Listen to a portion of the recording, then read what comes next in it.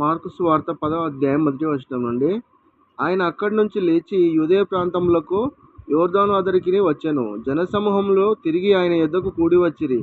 ఆయన తన వాడుక చొప్పున వారికి మరల బోధించుచుండెను. పరిసయ్యులు ఆయన యొద్దకు వచ్చి ఆయనను శోధించుటకై, పురుషులు తన భార్యలను విడినాట న్యాయమా అని ఆయనను అడిగిరి. అందుకు ఆయన, మోషే మీకేమి ఆజ్ఞాపించినని వారిని అడిగాను. వారు పరిత్యాగ పత్రిక వ్రాయించి ఆమెను విడినాడవలనని మోషే సెలవిచ్చినని చెప్పగా, యేసు మీ హృదయకాఠిన్యమును బట్టి అతడి ఆజ్ఞను మీకు వ్రాసి ఇచ్చెను గాని, సృష్టాది నుండి దేవుడు వారిని పురుషునిగాను స్త్రీనిగాను కలగజేసెను. ఈ హేతువు చేత పురుషుడు తన తల్లిదండ్రులను విడిచి పెట్టి తన భార్యను హత్తుకొనును. వారిద్దరూ ఏక శరీరమై ఉందురు గనుక వారిక ఇద్దరుగా నుండక ఏక శరీరంగా నుందురు. కాబట్టి దేవుడు జతపరిచిన వారిని మనుషుడు వేరుపరచకూడదని వారితో చెప్పాను. ఇంటికి వచ్చి శిష్యులు ఈ సంగతిని గూర్చి ఆయనను మరలా అడిగిరి.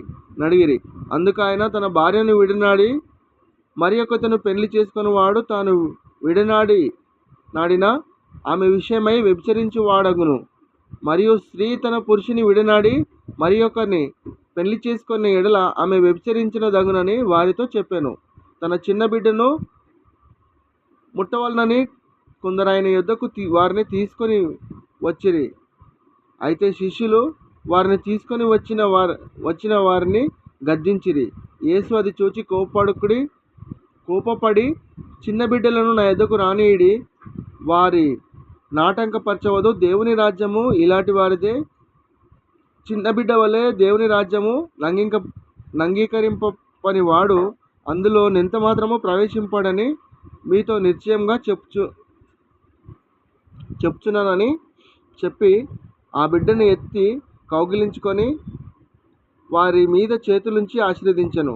ఆయన బయలుదేరి మార్గంన పోవుచుండగా ఒకడు పరిగెత్తుకొని వచ్చి ఆయన ఎదుట మోకాలుని, సద్బోధకుడా, నిత్య జీవమునకు వారసుడగుటకు నేనేమి చేయుదునని ఆయనను అడిగాను.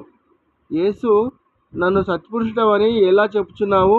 దేవుడొక్కడే గాని మరి ఎవడును సత్పురుషుడు కాడు. నరహత్య చేయవద్దు, వ్యభిచరింపవద్దు, దొంగిల్లవద్దు, అబద్ధ సాక్ష్యము పలకవద్దు, మోసపుచ్చవద్దు, నీ తల్లిదండ్రులను సన్మానింపుము అను ఆజ్ఞలు నీకు తెలియను గదా అని అతనితో చెప్పాను. అందుకతడు, బోధకుడా, బాల్యం నుండి ఇవన్నీ అనుసరించునే ఉంటినని చెప్పాను. యేసు అతని చూచి అతని ప్రేమించి, నీకు ఒకటి కొదువగానున్నది, నీవు వెళ్ళి నీకు కలిగి ఉన్నదియో అమ్మి బీదలకిమ్ము, పరలోకమందు నీకు ధనము కలుగును, నీవు వచ్చి నన్ను వెంబడించుమని చెప్పాను. అతడు మిగుల ఆస్తి గలవాడు గనుక ఆ మాటలకు ముఖం చిన్నబుచ్చుకొని దుఃఖపడుచు వెళ్ళిపోయాను. అప్పుడు యేసు చుట్టూ చూచి, ఆస్తిగలవారు దేవుని రాజ్యంలో ప్రవేశించుట ఎంతో దుర్లభమని తన శిష్యులతో చెప్పాను. ఆయన మాటలకు శిష్యులు విస్మయం పొందిరి. అందుకు యేసు తిరిగి వారితో ఇట్లనెను, పిల్లలారా, తమ ఆస్తి యందు నమ్మకయించువారు దేవుని రాజ్యంలో ప్రవేశించుట ఎంతో దుర్లభము. ధనవంతుడు దేవుని రాజ్యంలో ప్రవేశించుట కంటే ఒంటె సూది బెజ్జంలో దూరుట సులభము. అందుకు వారు అత్యధికంగా ఆశ్చర్యపడి, అట్లయితే ఎవడును రక్షణ పొందగలడని ఆయనను అడిగిరి. యేసు వారిని చూచి, ఇది మనుషులకు అసాధ్యమే గాని దేవునికి అసాధ్యము కాదు. దేవునికి సమస్తమును సాధ్యమే అనెను. పేతురు, ఇదిగో మేము సమస్తమును విడిచిపెట్టి నిన్ను వెంబడిస్తామని ఆయనతో చెప్పసాగాను. అందుకు యేసు, అట్లయితే నా నిమిత్తమును సువార్త నిమిత్తమును ఇంటినైనను అన్నదమ్ములను భూములనైనా వాడు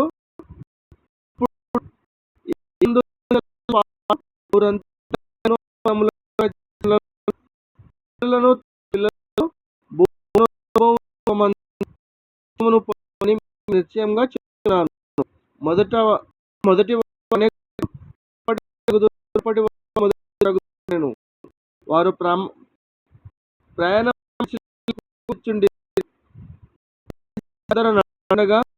విస్మయం పొందిరి. ఇప్పుడు ఆయన మనకు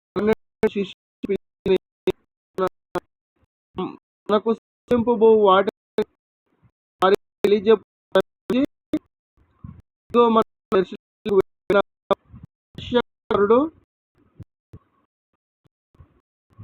ఆయనకు అప్పగింపబడును.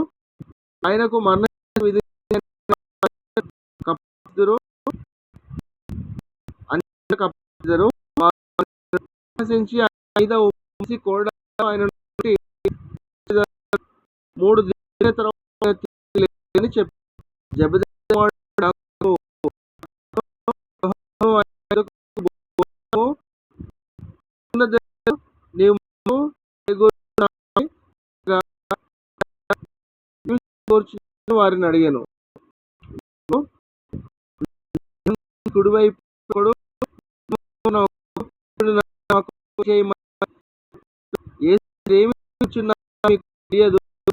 త్రాగునీలో త్రాగుటయైనను నేను పుచ్చుచున్న పొందుటయైనను ఇచ్చిన అగుని నడగా వారు నా చేత తాగునట్లున్నది. అప్పుడు యేసు నేను త్రాగు గిన్నెలో మీరు త్రాగెదరు, నేను పొందు పాపం మీ మీద అని కుడివైపునను ఎడమవైపునను కూర్చోబెట్టుట నా వశము లేదు. అది ఎవరికి నిందపరిచినో వారికే దొరుకుతుందని వారితో చెప్పెను. తక్కిన 10 శిష్యులు ఆ మాట విని యాకోబు యోహానుల మీద కోపపడసాగిరి. యేసు వారిని తన యొద్దకు పిలిచి వారితో ఇట్లనెను, అన్యజనులలో అధికారులని ఎంచబడిన వారు వారి మీద ప్రభుత్వం చేయుదురు, వారిలో గొప్పవారు వారి మీద అధికారం చేయుదురని మీకు తెలియదు. మీలో అలా గుండకూడదు. మీలో ఎవడైనను గొప్పవాడై ఉండగోరిన యెడల వాడు మీకు ఉపచారం చేయువాడై ఉండవలెను. మీలో ఎవడైనను నాయకుడై ఉండగోరిన యెడల వాడు అందరికిని దాసుడై ఉండవలెను. మనుష్య కుమారుడు పరిహారము చేయించుటకు రాలేదు గాని పరిహారం అనేకులను పూర్తిగా విమోచన జనముగా ప్రాణమును ఇచ్చుటకు వచ్చెను. వారికొరకు నమస్కరించిరి. ఆయన తన శిష్యులతో బహు జనసమూహములను యెరికోకు బయలుదేరి వచ్చుచుండగా తిమాయి కుమారుడగు బర్తిమయి అను గ్రుడ్డి భిక్షకుడు త్రోవ పక్కన కూర్చుండెను. ఆయన నజరేయుడైన యేసు అని వాడు విని, దావీదు కుమారుడా యేసు, నన్ను కరుణింపుమని కేకలు వేసెను. దూరకుండి అనేకులు వానిని నిందించిరి గాని వాడు దావీదు కుమారుడా నన్ను కరుణింపుమని మరీ ఎక్కువగా కేకలు వేసెను. అప్పుడు యేసు నిలిచి పిలువుడని చెప్పగా వారు ఆ గుడ్డివాణ్ణి పిలిచి, ధైర్యం తెచ్చుకొనుము, ఆయన నిన్ను పిలుచుచున్నాడు లెమ్మని వానితో చెప్పిరి. అంతటా వాడు బట్టను పారవేసి దిగ్గున లేచి యేసు యొద్దకు వచ్చెను.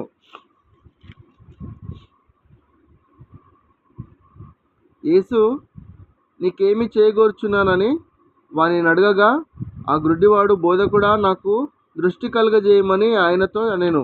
అందుకు యేసు, నీవు వెళ్ళుము, నీ విశ్వాసం నిన్ను స్వస్థపరచెనని చెప్పెను. వెంటనే వాడు త్రోవను ఆయన వెంట చూపు పొంది వెళ్ళెను. దేవుడిచ్చిన వాక్యం దీవించి ఆశీర్వదించబడును గాక. ఆమేన్.